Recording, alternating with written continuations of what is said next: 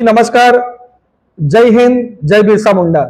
આજે તમારા વચ્ચે એકદમ મહત્વપૂર્ણ પ્રેસ કોન્ફરન્સ કરવા હું તમારા વચ્ચે હાજર રહ્યો છું। ત્યારે અમારી સાથે ઉપસ્થિત અમારા ધરમપુરના ધારાસભ્ય અરવિંદભાઈ, અમારા ગંડેવીના ધારાસભ્ય નરેશભાઈ, અમારા આદિજાતિ મોરચાના પ્રદેશના મહામંત્રી એવા પિયુષભાઈ અને અમારા ભારતીય જનતા પાર્ટીના લોકો અહીંયા છે। આજે હું વલસાડ ડાંગ લોકસભાના સાંસદ તરીકે નહીં, અમારા ધારાસભ્ય પણ ધારાસભ્ય તરીકે નહીં, પણ આદિવાસી સમાજના દીકરા તરીકે તમારા વચ્ચે અમે હાજર છે। છેલ્લા 10 દિવસથી પાર તાપી નર્મદા રિવર લિંક પ્રોજેક્ટના મુદ્દે કોંગ્રેસના કથાકથિત નેતાઓ અમારા આદિવાસી સમાજને ગેરમાર્ગે દોરવાનું કામ કરે છે। આજે અમારા દેશના કેન્દ્રના જલશક્તિ મંત્રી, પ્રદેશ અધ્યક્ષ અને નવસારીના સાંસદ CR પાટીલ સાહેબે ઓન રેકોર્ડ બયાન આપ્યું છે કે પાર Tapi Narmada river link project થવાનો નથી। એ 2022માં જ રદ કરવા દેવામાં આવ્યો હતો અને આજે હું પાછો તમારા વચ્ચે આદિવાસી સાંસદ તરીકે, આદિવાસી સમાજના દીકરા તરીકે કહું છું કે પાર Tapi Narmada river link project થવાનો નથી અને નથી। આવી અમારી કેન્દ્ર સરકાર અને રાજ્ય સરકારની કોઈ પણ યોજનાના નથી। આ બધા ખાલી ગતકડા કરીને જે 2022માં અમારી ગુજરાતમાં ભારતીય જનતા પાર્ટીની 27માંથી 23 વિધાનસભામાં સીટ આવી, લોકસભામાં 4માંથી 4 અમારા આદિવાસી સાંસદો આવ્યા, 5મી ભરૂચની સીટ પર અમારા મનસુખભાઈ જીત્યા અને જે હાર આ પારખી લીધી છે એના પછી કોંગ્રેસ અને આમ આદમી પાર્ટીના લોકો અમારા આદિવાસી સમાજને ગેરમાર્ગે દોરવા માટે આ બધા ગતકડા કરે છે। આવી કોઈ પણ જાતની યોજના અમારા આદિવાસી સમાજનું કઈ અહિત થાય એવી અમારી સરકાર કોઈ પણ દિવસ કામ કરવાની નથી। અમારા નરેન્દ્ર મોદી સાહેબની સરકાર તો પહેલેથી જ અમારા આદિવાસી સમાજનો કઈ રીતના સર્વાંગી વિકાસ થઈ શકે, એમનું કલ્ચર, અમારી સંસ્કૃતિ કઈ રીતના ઉપર આવી શકે એના માટે કામ કરે છે। પણ આ રિયલમાં એમ કોંગ્રેસ પૂરું પ્રોપોગેન્ડા અને ટેગલાઇન ચલાવે છે કે આદિવાસીની અસ્મિતાની બચત કરવાની લડાઈ, બચાવ કરવાની લડાઈ છે, પણ આદિવાસી સમાજની અસ્મિતાની બચાવ કરવાની લડાઈ નથી, પણ આ કોંગ્રેસની અસ્મિતાની બચાવ કરવાની લડાઈ છે।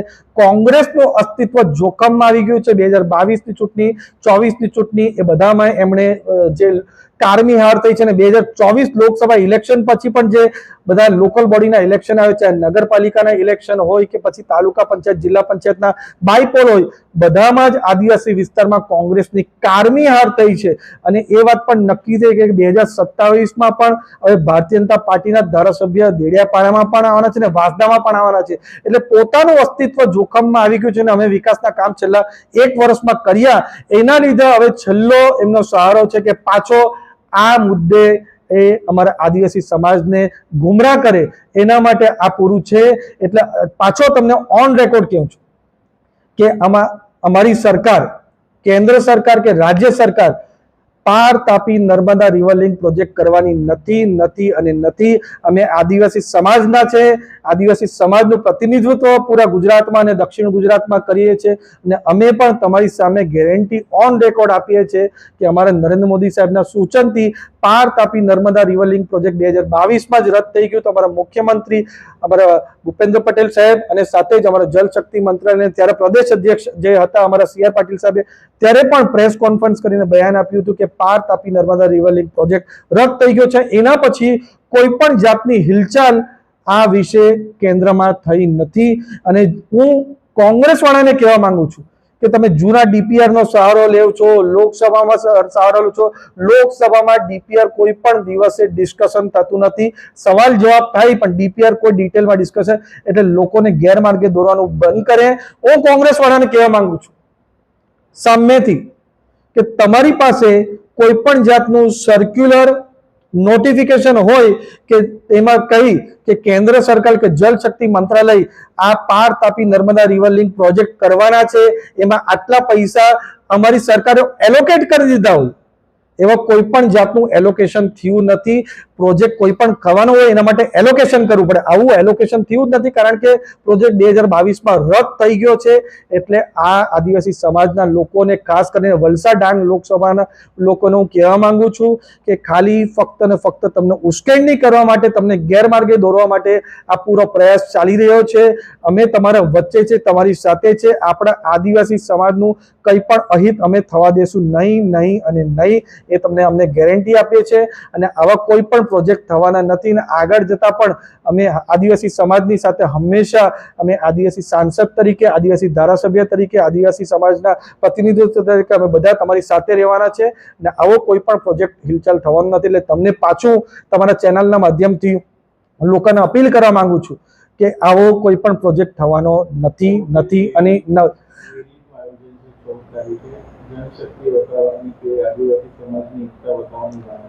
આદિવાસી સમાજના માટે નથી, આ કોંગ્રેસની અસ્મિતા અને અસ્તિત્વ બચાવવા માટે એ રેલી અને ગતકડા કરે છે. જ્યારે ઓન રેકોર્ડ અમારા જલશક્તિ મંત્રાલયના મંત્રી, કેબિનેટ મંત્રી CR પાટીલ સાહેબ રેકોર્ડ પર કહેતા હોય કે આવો કોઈ પણ જાતનો પ્રોજેક્ટ થવાનો નથી, એટલે આપણે સમજ્યો કે પ્રોજેક્ટ થવાનો નથી. 2022માં જ રદ થઈ ગયો. અને તમને જેમ વાત કરી કે કોંગ્રેસ સર્ક્યુલર કે નોટિફિકેશન કે પ્રોજેક્ટ ફંડિંગ થયું હોય એવું એલોકેશન બતાવી દે, એવું કોઈ પણ વસ્તુ થયું નથી. એટલે ફક્ત ને ફક્ત જે 2022 અને 24ની ચૂંટણીમાં જેમની કારમી હાર થઈ છે એમનું અસ્તિત્વ જોખમમાં આવી ગયા. 27માં જે તમે વાત કરો છો એ ધારાસભ્યની કારમી હાર થવાની છે, એમનું અસ્તિત્વ બચાવવા માટે આ બધા ગતાકડા કરે છે. બાકી કોઈ પણ અમારા આદિવાસી સમાજના લોકો, આદિવાસીના ખાસ કરીને જે ડેમ બચાવો સંઘર્ષ સમિતિના લોકો છે એ પણ અમારી સાથે છે, અમારી સાથે વિશ્વાસમાં છે, સંકલનમાં છે. એમને પણ અમે તમારા ચેનલના માધ્યમથી પાછો ભરોસો આપવા માંગીએ છીએ આવો કોઈ પણ પ્રોજેક્ટ થવાનો નથી.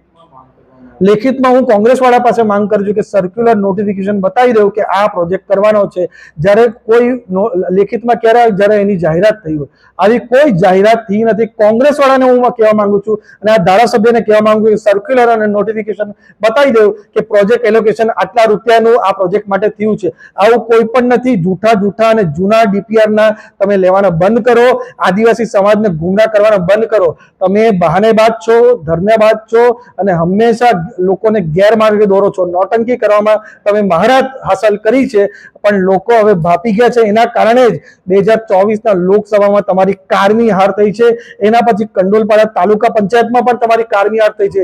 એવા ગામો જ્યાં કોંગ્રેસ હંમેશા 1947 થી હંમેશા પ્લસ રહેતું ને ભાજપ પ્લસ ની રહેતું હતું, એવા ગામમાં પણ ભારતીય જનતા પાર્ટી પ્લસમાં રહી છે અને અમારા તાલુકા પંચાયતનું ઇલેક્શન જીત્યા છે.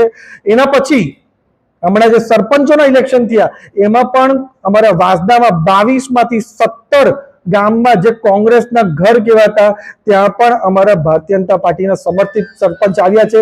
એટલે હાર બાપીને આ બધા ગતકડા કરે છે. હું એમને કહેવા માંગુ છું કે સર્ક્યુલર અને notification on record government of ઇન્ડિયાનું હોય કે આટલા રૂપિયા એલોકેટ કરી બતાવે.